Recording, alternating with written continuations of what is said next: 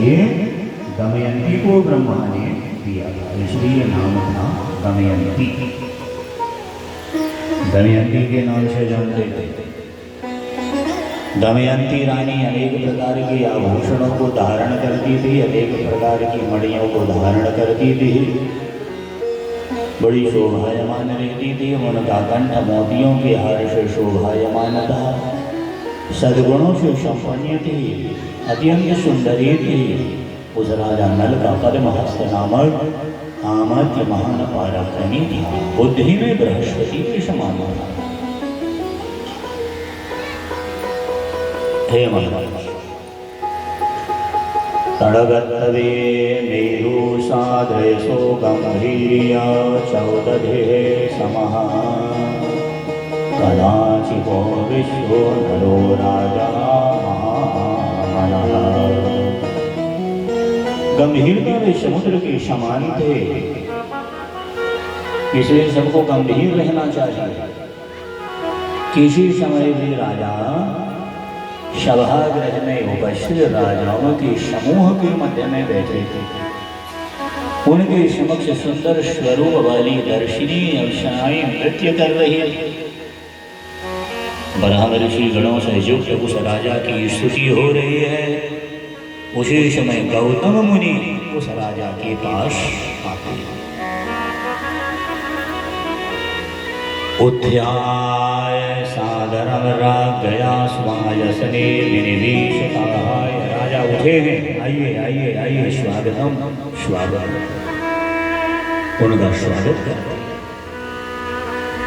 पूजिता परया भक्तया ततः प्रयक्षयं तम नलः। राजा ने पूछा, नल राजा पूछते हैं, गुरुदेव आपका आगमन हुआ मेरे राज्य में, मैं धन्य हूं। चरण पखारे, पूरे घर में ले जाके चरणों का निकला हुआ जल राज्य में छिड़क दिया।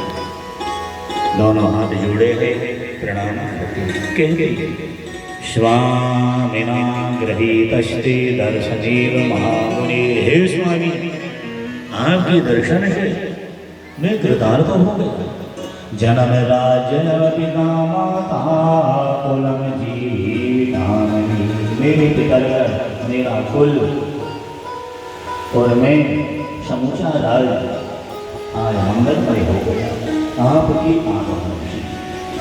सफलम स्वागमे हेतुम वदतोर्ण महामुनि।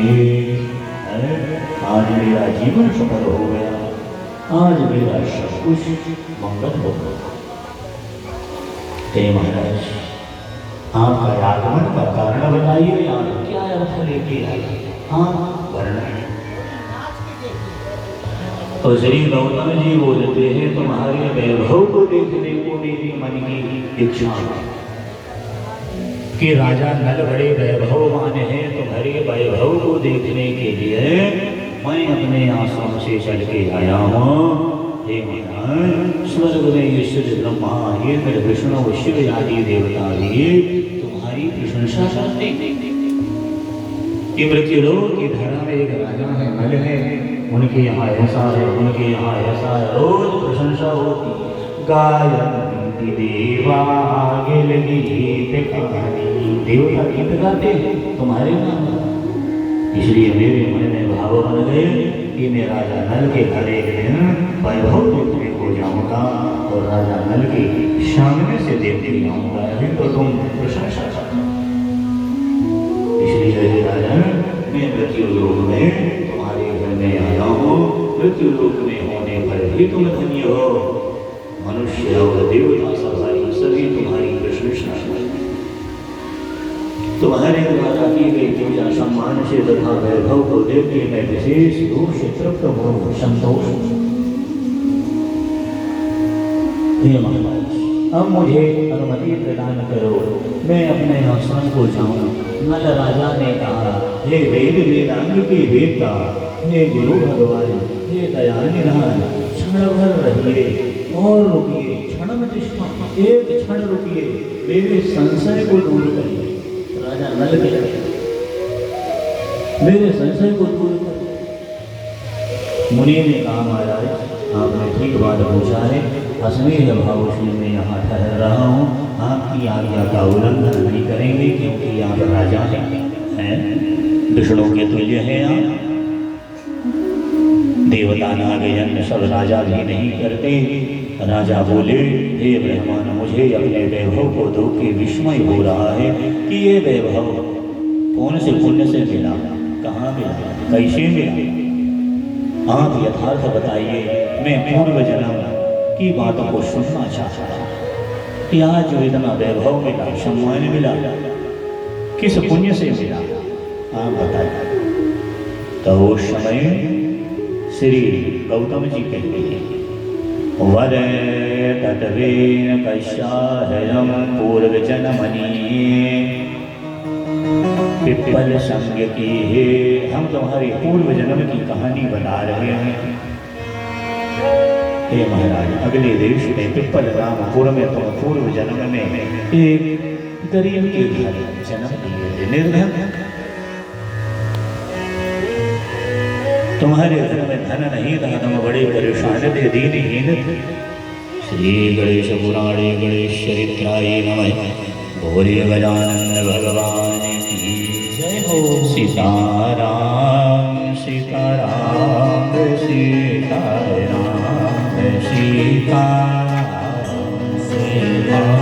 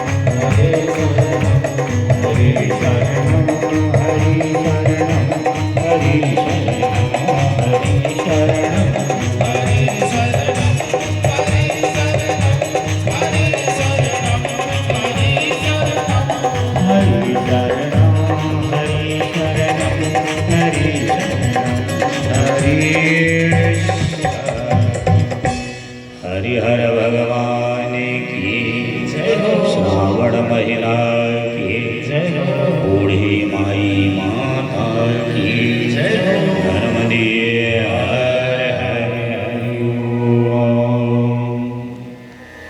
श्री गौतम जी बैठे हैं, राजा नंद सब वृतांत पूछ रहे हैं।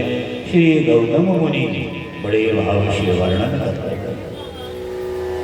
कश्यामहं भवं पूर्वजन्मनि मुनिर्वाच, देशातपरे देशे पुरी पिप्पल संज्ञकाः। पुराने समय में तुम पिप्पल नाम के नगर में जन्म लिए थे, बड़े गरीब थे, निर्धन थे, खाने के लिए तुम खुश हो। तुम्हारी भी कोई गति हुई, सबकी बाण विद्ध वचनों को सुन के हर छोड़ के तुम्हें भी जंगल जाना पड़ा और जंगल में जाके वह कौशिक मुनि का आश्रम मिल जाता। वेद मंत्र सुनाई दे रहे थे, तुमने जाके उन मुनि को प्रणाम किया। दीन अनाथों पर दया करने वाले कौशिक मुनि ने तुम्हें उठाया और दुखी जान के उन्होंने आशीर्वचन देते हुए कहा, बेटे घबराओ मत, रो मत, आंसू मत बहाओ, रोने से कुछ नहीं होना है। रोना है तो तीन ही जगह रोइए, गुरु की शरण, गोविंद की शरण, गौ माता की शरण। ये तीन स्थान में रोने से काम बन जाती है। प्रेम के आंसू जब जाते हैं वह मोती बन जाते हैं, आदर हो जाता है। कभी कभी भगवान की पूजा करके रो लिया करो, अपना दुखड़ा सुना दिया करो, वे सब दुख सुन लेते हैं। कभी कभी गुरु बाबा के पास बैठ के रो लिया करो, कभी गौ माता के समक्ष रो लिया करो। ये लोग किसी के आंसू देख नहीं सकते, यदि आंसू देते हैं तो उपाय जरूर करेंगे, उसकी शांति जरूर करेंगे, साधन जरूर बनाएंगे। आज संत के सामने रोया और वो भी गौतम जैसे मिली तो संत हृदय नवनीत समाना, संत हृदय नवनीत समाना, कहा कवि ने पर कहीं न जाना, कवि ने पर कहीं न जाना, कहा कवि ने पर कहीं न जाना।